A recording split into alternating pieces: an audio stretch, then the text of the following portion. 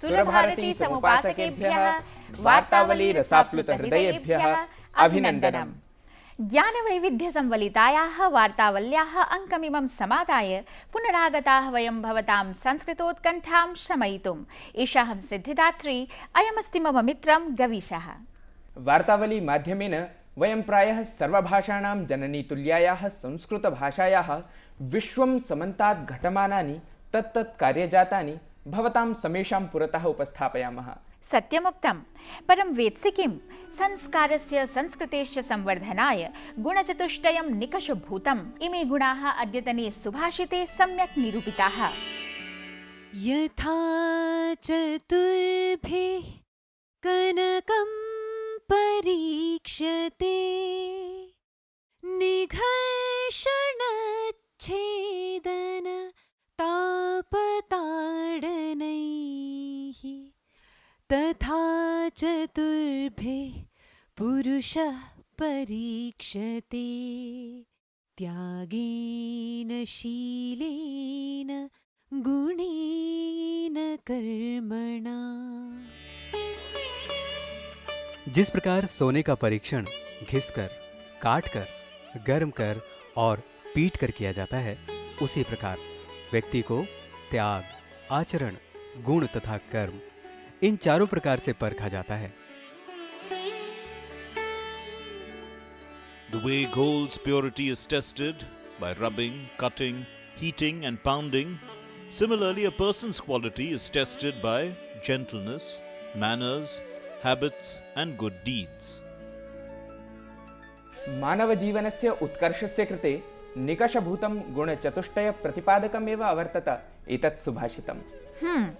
विश्वं परितः एतादृशान् गुणान् धृतान्नेव सञ्जायन्ते वैश्विकघटनाक्रमाः। कदाचित् इमाः गुणानुकूल्यं, कदाचित् च प्रातिकूल्यं भजन्ते। तर्हि चलामः वैश्विकघटनासंसूचके प्रवाहि वार्ताक्रमे।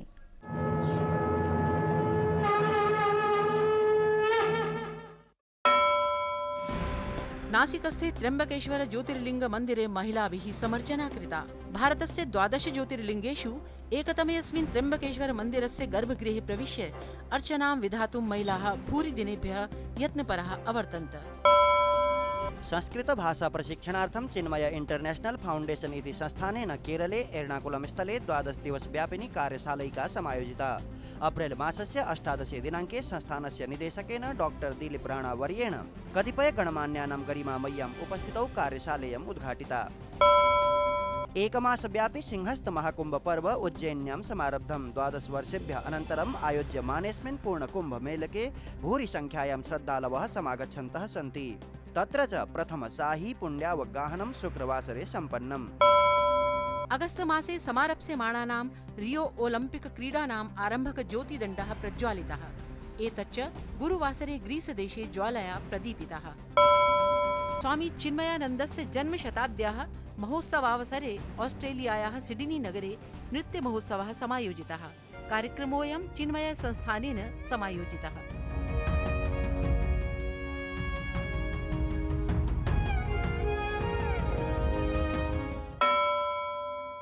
सिद्धिदात्री, जानासि किं?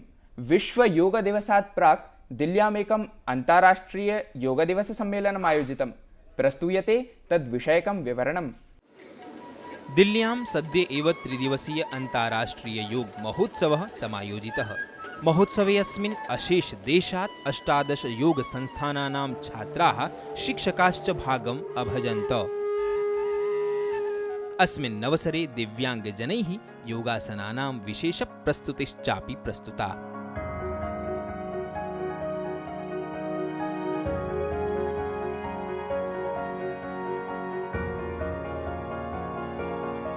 अस्मिन् कार्यक्रमे भागं भजमानैः कतिपय योगाचार्यैः आमान्यते यत् योगं प्रति प्रधानमन्त्रिणः नरेन्द्र मोदिनः विचारेण पादक्षेपेण च योगः नूतन दिशि प्रवर्तते। जीवन कैसे जीना वो योग सिखाता है और इसीलिए हमें बहुत ही अच्छा लगा जब उन्होंने ये दिन को अनाउंस किया। अवसरे अत्र सांस्कृतिक कार्यक्रमाश्चापि प्रस्तुताः। प्रसिद्धा नृत्यांगना रीला होतावर्या आदियोगी इति नाम्ना विशिष्टा प्रस्तुतिः प्रस्तुतवती।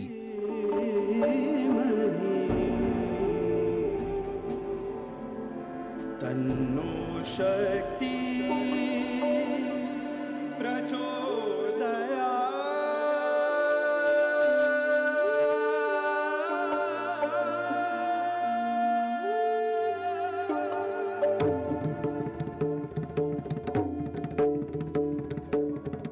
ऐषमः अन्ताराष्ट्रिययोगदिवसायोजनं चण्डीगढे भविष्यति। विगतवर्षे प्रथम अन्ताराष्ट्रिययोगदिवसः दिल्ल्याः राजपथे समायोजितः आसीत्। सम्प्रति एतादृशमेव दृश्यं जून मासस्य 21 दिनाङ्के चण्डीगढे दृष्टिपथम् आयास्यति। वार्ताकक्षीयं विवरणं डीडी न्यूज़।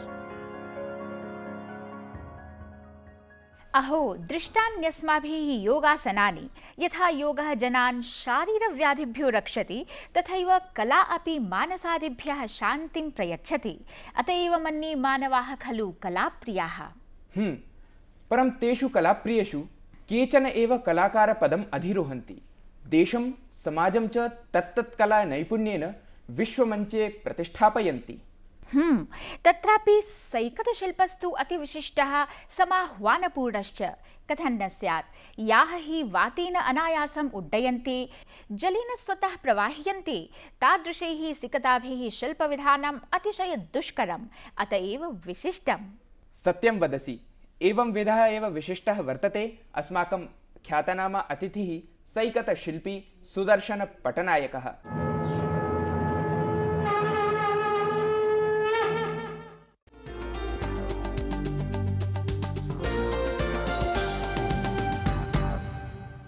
आज हम बात करेंगे अंतर्राष्ट्रीय ख्याति प्राप्त उड़ीसा के सैंड आर्टिस्ट सुदर्शन पटनायक जी से, जिन्हें अपनी इस अनोखी कला के लिए पद्मश्री पुरस्कार से भी सम्मानित किया गया है।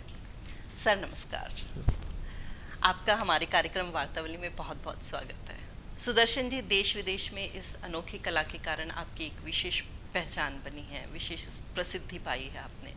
मैं जानना चाहती हूँ कि इस बारे में आपने सबसे पहले कब सोचा और आपको यह प्रेरणा कैसे मिली सैंड आर्ट बनाने की? प्रेरणा तो मेरे लिए ये जगन्नाथ जी का आशीर्वाद है, क्योंकि घर जो है हमारा पुरी में है, पुरी जगन्नाथ धाम में। और पुरी का जो समंदर किनारे है बहुत फेमस है, सबको पता है। और मेरा बचपन में काफ़ी ड्राइंग के ऊपर थोड़ा इंटरेस्ट था, तो बचपन इतना स्ट्रगल था कि मेरे लिए तब कैनवास और पेपर और कलर खरीदने के लिए संभव नहीं था। तो तब मैं समंदर किनारे के पास में बैठ के थोड़ा ड्राइंग स्केच कर रहा था, तो उसमें मेरा इंटरेस्ट आया कि रेत में जैसे बच्चे खेलते हैं उसी टाइप का खेलते हुए कुछ घर मंदिर बनाया। तो मैंने देखा कि काफ़ी टूरिस्ट मुझे देख रहे हैं और काफ़ी इनकरेज कर रहे हैं।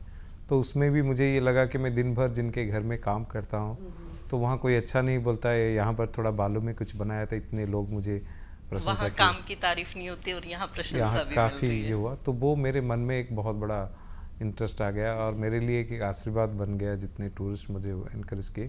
क्योंकि मेरा बचपन के टाइम में मैं मेरे पड़ोसी के घर में काम कर रहा था, पढ़ाई ज़्यादा नहीं हो पाया, तो उसी टाइम ही मेरा ये शुरू हुआ रेत में बनाना। और एक इतना नशा लग गया तब से ही, तो रेत मिलते ही कोशिश किया कुछ ना कुछ बनाने के लिए। कई बार तो सर आपकी जो कलाकृति हम सुबह सुबह देखते हैं उसी से हमें पता चलता है कि आज ये विशेष दिन है। और बहुत सारे ऐसे डे है जैसे वर्ल्ड वाटर डे है, बहुत सारे हम लोग तो जहाँ एक गिलास पानी मिलता है, बहुत सारे ऐसे जगह है लोगों को एक गिलास पानी के लिए तरसना पड़ता है। तो ये लोगों में जागृति लाना बहुत ज़रूरी है। बहुत सारे नदियाँ हैं जहाँ पर पोल्यूशन होता है, तो उसमें लोगों में जागृति लाना चाहिए कि वो कैसे पोल्यूशन ना करे और ज़्यादा। तो इसलिए, और बीच एक पब्लिक प्लेस है, तो इसलिए मैं ज़्यादा सोचता हूँ कि समंदर किनारे एक आर्ट करने से जितने भी वहाँ पर देश विदेश से पर्यटक से लेकर जो लोकल्स आते हैं वो वहाँ पर ये कर सकते हैं। जैसे अभी टेररिज्म अटैक हुआ था बेल्जियम में, तो इसको मैंने बहुत निंदा किया था। थ्रू आर्ट के थ्रू मैंने ये किया था कि लोग वहाँ पर जो टूरिस्ट थे वो आके वहाँ पर उनका ट्रिब्यूट दिए। जो मेरा वर्ल्ड चैम्पियनशिप का स्कल्पचर था वो क्लाइमेट चेंज के ऊपर ही था। ऐसे भी बहुत सारे मेरे फैंस हैं जो वो न्यूज़पेपर का फोटोग्राफ्स को या वो पिक्चर्स को सेव करके रखते हैं और उसको सोसाइटी में शेयर भी करते हैं लोगों के पास। तो सर जैसे आप बता रहे थे कि रेत से बनाना बहुत मुश्किल होता है, तो आपको बहुत चुनौतियों का भी सामना करना पड़ता होगा बालू से आकृतियां बनाने में। ऑफ कोर्स रेत में बहुत सारी डिफिकल्टीज होती है, क्योंकि रेत एक ऐसा चीज़ है जो हवा से उड़ जाती है और ज़्यादा टाइम रुकता नहीं है। तो कितना रेत में कितना पानी मिलाना है, कैसे उसको कार्विंग करना, ये एक बहुत डिफिकल्ट। सुदर्शन जी, आपकी जो कला है इसमें सौंदर्य के साथ साथ आपको बहुत परिश्रम भी लगता होगा, क्योंकि आप कई बार बहुत विशाल विशाल आकृतियां भी बनाते हैं, तो वो सब आप कैसे करते हैं? बड़ा स्कल्पचर बनाना बहुत बड़ा चैलेंज होता है, क्योंकि हवा इतना ज़ोर से चलता है और रेत धूप से सूख भी जाता है, तो ये सब को लेके बट फिर भी हमने बहुत सारे अराउंड 8 वर्ल्ड रिकॉर्ड्स है हमारा जो लिम्का बुक ऑफ रिकॉर्ड्स में है। और लास्ट दिसंबर में हम लोगों ने वर्ल्ड की टॉलेस्ट सैंड सांता क्लॉज किया था, जो वर्ल्ड रिकॉर्ड क्रिएट हुआ था। बड़ा स्कल्पचर भी बहुत चैलेंज में देखना पड़ता है, क्योंकि बारिश ना आ जाए, धूप कितना है, तो इसलिए दिसंबर जनवरी के टाइम में थोड़ा अच्छा वेदर होता है वहाँ पर, तो उसी टाइम हम लोग करते हैं इसके ऊपर। आपको हम कह सकते हैं रेत पर निशान छोड़ने वाले कलाकार हैं। तो आप जब ये रेत में बनाते हैं, आकृतियाँ उभरती हैं, तो ये कितने दिन रहती हैं? कई बार तो होता होगा कि समुद्र उनको बहा ले जाता होगा, तो इस तरह की भी चुनौतियाँ आपको सामना करना पड़ा? ये एक ऐसा कला है, उसके बारे में किसी को कुछ पता नहीं है, कब कुछ हो सकता है। जैसे हमारा लाइफ है, लाइफ में एक सेकेंड में क्या हो सकता है किसको पता नहीं है, तो इसलिए लाइफ जीवन में कभी कोई ठिकाना नहीं होता है। तो एक कलाकृति एक ऐसा है जो बर्फ़ में बनता है, जैसे स्नो में और रेत में, ये दोनों ऐसा चीज़ है जब ग्लोबली इंटरनेशनली इसके ऊपर बहुत सारे चैम्पियनशिप फेस्टिवल्स होता है, तो लोग भाग के आते हैं देखने के लिए। जापान में एक स्नो फेस्टिवल होता है, तो मैंने वहाँ पर अराउंड 4 टाइम्स विन किया है गोल्ड मेडल। अच्छा। और काफ़ी बार पार्टिसिपेट किया है स्नो फेस्टिवल में। स्नो से भी बनाया? स्नो पे भी हमने किया है, -30 पे भी मैंने स्नो स्कल्पचर्स किया है। कितनी देर तक वो कलाकृति मैक्सिमम कितने दिन तक रहती है बालू से बनी हुई? वो तो डिपेंड करता है वेदर और भगवान के ऊपर। जैसे पूरी बीच में जैसे सैंड का सांता क्लॉज था, अराउंड 10 to 15 डेज वहाँ पर था, तो वो डिपेंड करता है वेदर के ऊपर और कैसे अरेंजमेंट है। जैसे हम लोग रिवर बेल्ट पे करते हैं, तो उसमें ज़्यादा टाइम रुक सकता है। और सर आप कुछ टूल्स वगैरह भी इस्तेमाल करते हैं उसके लिए? पहले जब मैं बना रहा था, तो तब मैंने जैसे कि बताया कि मेरा जो चाइल्ड लाइफ था बहुत स्ट्रगल लाइफ था, तो इसलिए उस टाइम तो मेरे पास कलर ब्रशेस तो कुछ नहीं था, और सिर्फ भगवान का दिया हुआ हाथ था, और उसी हाथ में नाखून से मैं बनाता था। और जो बेसिकली इंटरनेशनल कॉम्पिटिशन्स भी होता है, उसमें भी टूल्स यूज़ करते हैं, क्योंकि उसमें 20-30 फीट हाइट का स्कल्पचर्स होता है, तो वो एक फॉर्म से उसको कार्विंग करना पड़ता है, तो उसमें यूज़ करते हैं। बट स्टिल हमारा फिंगरनेल से वो डिटेल्स आकृति को फिनिशिंग टच हम फिंगरनेल से देते हैं। सर सैंड आर्ट का भारत में आप क्या भविष्य देखते हैं? भारत में बहुत सारे भविष्य है, क्योंकि हर कोई कला में भविष्य है। जब मैंने इसका शुरुआत किया था, जब मैं रेत में बना रहा था, तब मेरा सोच में नहीं था कि ये इतना कुछ हो सकता है। मेरे सोच में ये था कि एज एन आर्टिस्ट मुझे कुछ नया चीज़ क्रिएट करना है। और अभी हमारा देश में बहुत सारे यंगस्टर्स एंड स्कल्पचर क्रिएट कर रहे हैं, सिर्फ समंदर किनारे नहीं, हर कोई जगह में। इलाहाबाद से लेकर ब्रह्मपुत्र तक कोई जगह ऐसा नहीं जहाँ पर सैंड आर्टिस्ट नहीं है। तो अभी सर आप कितने लोगों को सिखा रहे हैं, और जो लोग आपसे सीखते हैं वो किस पृष्ठभूमि से हैं? बहुत सारे स्टूडेंट्स हैं, मोर देन 50 स्टूडेंट्स हैं। हर टाइम तो स्टूडेंट्स चेंज होते रहते हैं, क्योंकि हमारा जो स्कूल है वो समंदर किनारे है, और पुरी में ही है। पुरी में ही है, और वो समंदर किनारे है, कोई शेड नहीं है, ओपन एयर इंस्टीट्यूट है वो। शाम को स्टूडेंट्स आ जाते हैं 3 बजे 4 बजे, और 6 बजे तक वो लोग प्रैक्टिस करते हैं, टूरिस्ट वहाँ देखते हैं।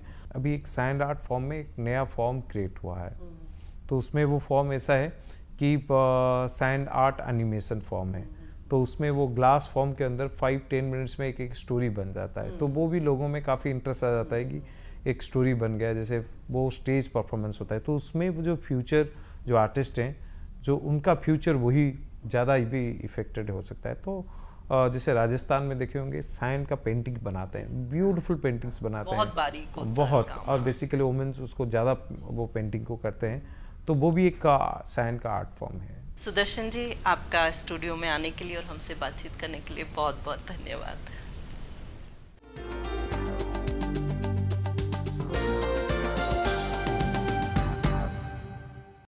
अद्भुतम।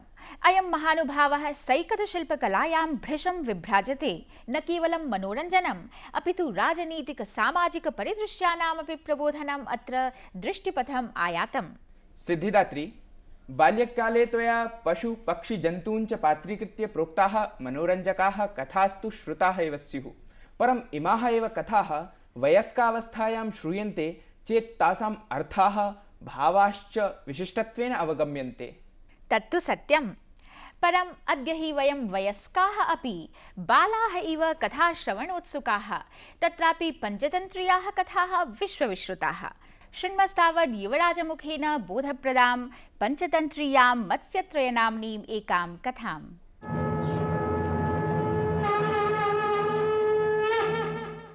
नमो नमः। गीर्वाणवाण्याः कथा माध्यमेन आप्राच्य प्रतीच्य देशं यावद् आबालवृद्धेभ्यः नैतिक व्यावहारिक अपेक्षित विषयोपदेशानां गभीरत्वं व्यापकतमत्वं च कथा प्रकथन परम्परया प्रसारणार्थम् अति प्राचीनकालादेव भारतीयविदुषां विशिष्टाभिरुचिर्विद्यते। यतो हि तैः कथाच्छलेन एव मानवजीवनस्य उन्नतिसाधकाः व्यवहारगौरवख्यापकाः महत्त्वपूर्णाश्च विषयाः जनजनेषु सम्प्रापिताः। सेयं नैतिकव्यवहारज्ञानप्रबोधनपरम्परा कथाप्रकथनशैल्यामेव विकासम् आप्नुयात् इति विचारेण एव प्रस्तूयते अद्यतनीया मत्स्यत्रयम् इति नामधेया विशिष्टा कथा। एकया नद्या सम्पृक्तः एकः जलाशयः आसीत्।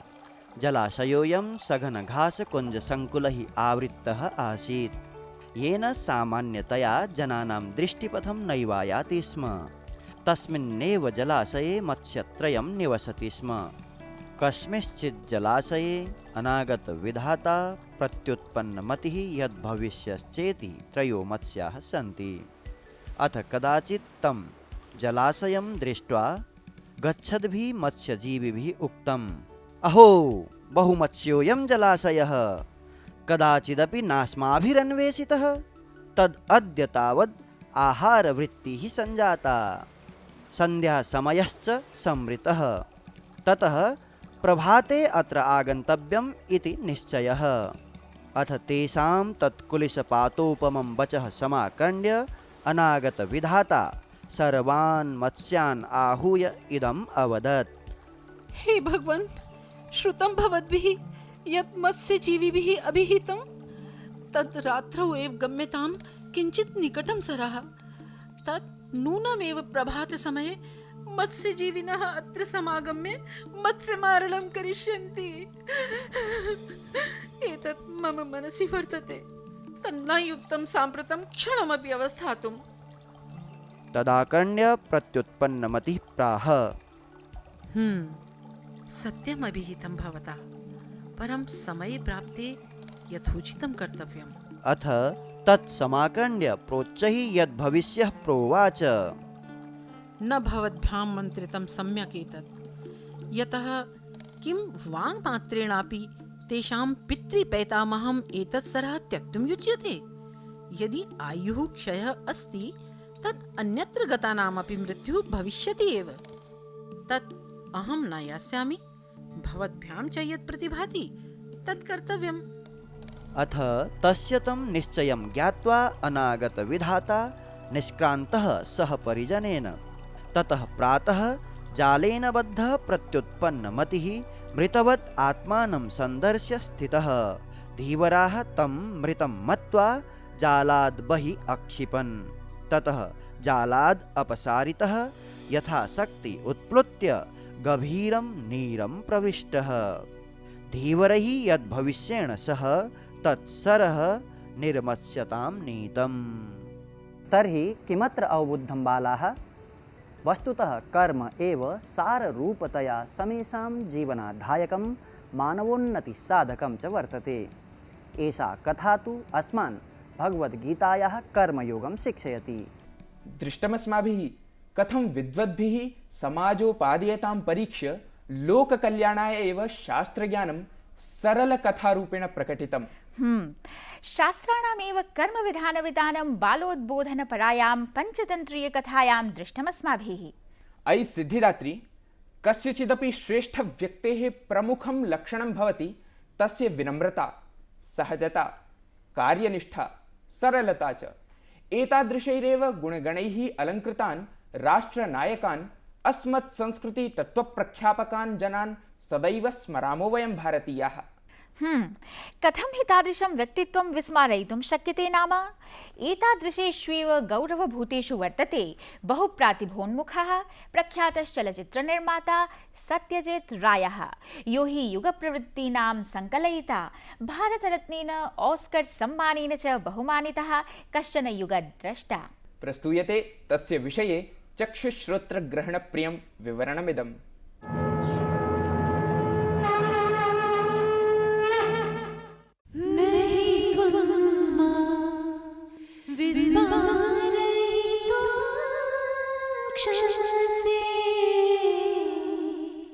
सत्यजीत् रे भारतीयचलच्चित्रस्य युगपुरुषः, यथार्थवादिधारायाः चलच्चित्राणां नवललीलाकलाधायकः, तदभिज्ञाने च अभिनवप्रयोगप्रदायकः, विश्वस्य गरिष्ठेषु निदेशकेषु अन्यतमः सत्यजीत् रेः आन्तर्राष्ट्रीयपटले भारतीयचलच्चित्रपाटवं निसर्गपटुतया प्रस्तुतवान्।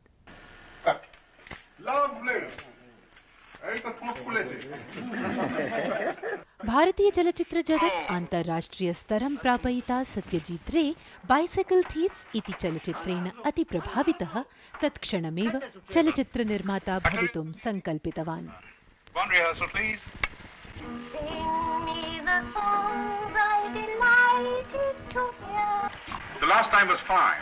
कनिष्ठदृश्याङ्कनकर्तृत्वेन आजीविकां सन्धारकस्य प्रतिभावतः सत्यजीत् रे वर्यस्य प्रथमचलचित्रेण पाथे पाञ्चाली इत्यनेन चलचित्रजगति विशिष्टपदं स्थापितम्।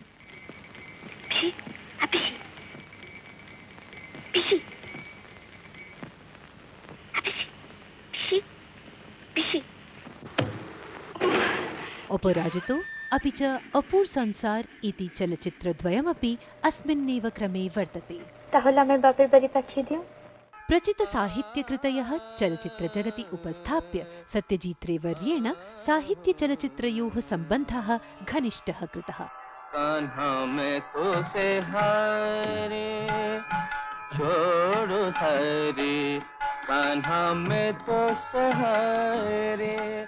शतरंज के खिलाड़ी, सद्गति, निभानां, कालजयी चलचित्राणां पात्राणि दर्शकानां हृदयेषु चिरं यावत् तिष्ठन्ति।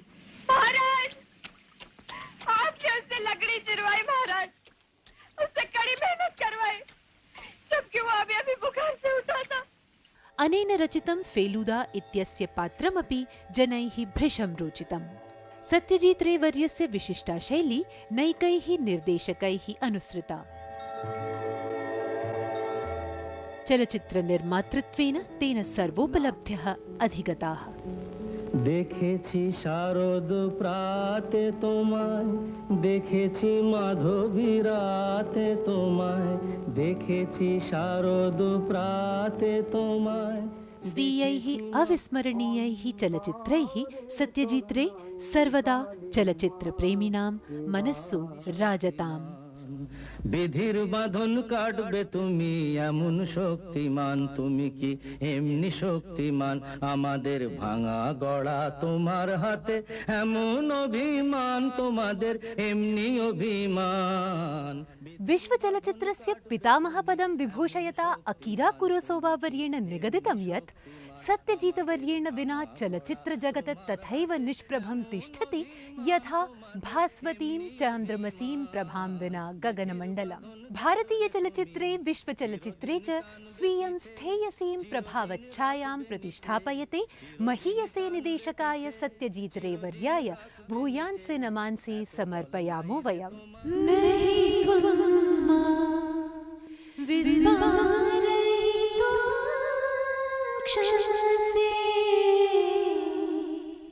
विश्व चलचित्र निर्मातॄणां मध्ये सर्वस्वरूपेषु सर्वदृष्टिभिश्च तस्य कृतिमत्वं समुज्ज्वलं रत्नमिव अविस्मरणीयं प्रकाशते। सिद्धिदात्री, सम्प्रति अस्माभिः इदमपि अवलोकनीयं यत् गीतस्पर्धायां कस्य अनुवादः लोके अविस्मरणीयतां प्राप्स्यति। नूनं स्मर्यते वा चतुर्भिः राष्ट्रीयपुरस्कारैः सभाजितम् अभिनेत्र्या रेखया अभिनीतम् इदमस्ति अद्यतनं स्पर्धागीतम्।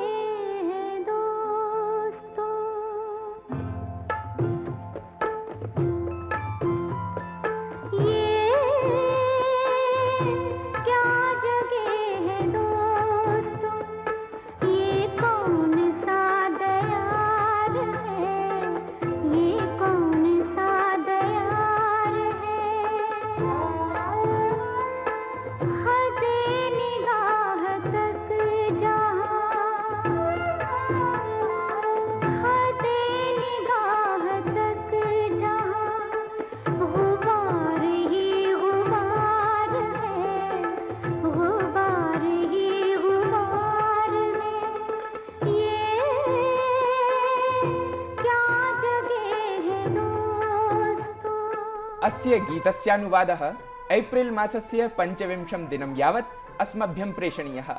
स्पर्धा विजेतुर्नाम तदनु 30 दिनाङ्के उद्घोषयिष्यते। सम्प्रति च भवतां पत्रोल्लेखवेला। प्रतिक्रियात्वेन अस्मिन् सप्ताहेऽपि सम्मर्शयुताः भवतां सन्देशाः अस्माभिरधिगताः। मधुसूदनः पुदुचेरीतः वदति, वार्तावली कार्यक्रमः रुचिकरः आसीत्। गीतस्य अनुवादः गानञ्च सम्यक् अभवत्। साधुवादाः। बेङ्गलूरुतः सुनीशः नम्बूदिरिः ब्रवीति, विगतवार्तावल्याः त्रिज्याप्रभागः अतीव सुन्दरः आसीत्। जेफ्री आर्मस्ट्राङ्ग् वर्यस्य भाषणं श्रुत्वा मन्त्रमुग्धोऽहम्। इत्थमेव भवद्भिः प्रोत्साहकानि स्नेहाप्लावितानि पत्राणि अस्मभ्यं प्रेषणीयानि। महतौत्सुक्येन प्रतीक्षारताः वयम्। सम्प्रति श्रवणप्रियस्य महामृत्युञ्जय मन्त्रस्य पारम्परिकवैदिकपाठप्रस्तुत्या सह प्रयामो वयम्। शुभा रात्रिः, शुभा सन्ध्या, शुभं प्रातः, शुभं दिनं, सर्वस्वं शुभमात्रं नः। गृह्णन्तु शुभकामनाः, गृह्णन्तु शुभकामनाः। यजामहे यजामहे त्र्यम्बकं त्र्यम्बकं यजामहे सुगन्धिं सुगन्धिं यजामहे त्र्यम्बकं त्र्यम्बकं यजामहे सुगन्धिं त्र्यम्बकमित्रे अम्बकं यजामहे सुगन्धिं सुगन्धिं यजामहे यजामहे सुगन्धिं पुष्टिवर्धनं पुष्टिवर्धनं सुगन्धिं यजामहे यजामहे सुगन्धिं पुष्टिवर्धनम् सुगन्धिं पुष्टिवर्धनं पुष्टिवर्धनकं सुगन्धिं सुगन्धिं पुष्टिवर्धनम् सुगन्धिमिति सुगन्धिं पुष्टिवर्धनमिति पुष्टिवर्धनम् उर्वारुकमिवेवोर्वारुकमुर्वारुकमिव बन्धनात् बन्धनादिवोर्वारुकमुर्वारुकमिव बन्धनात् बन्धनात् बन्धनादिवेव बन्धनान् मृत्योर्मृत्योर्बन्धनादिवेव बन्धनान् मृत्योः बन्धनान् मृत्योर्मृत्योर्बन्धनात् बन्धनान् मृत्योर्मुक्षेय मुक्षेय मृत्योर्बन्धनात् बन्धनान् मृत्योर्मुक्षेय मृत्योर्मुक्षेय मुक्षेय मृत्योर्मृत्योर्मुक्षेय मामा मुक्षेय मृत्योर्मृत्योर्मुक्षेय मा मुक्षेय मामा मुक्षेय मुक्षेय मामृतादमृतान् मा मुक्षेय मुक्षेय मामृतात् मामृतादमृतान् मामामृतात् अमृतादित्यमृतात्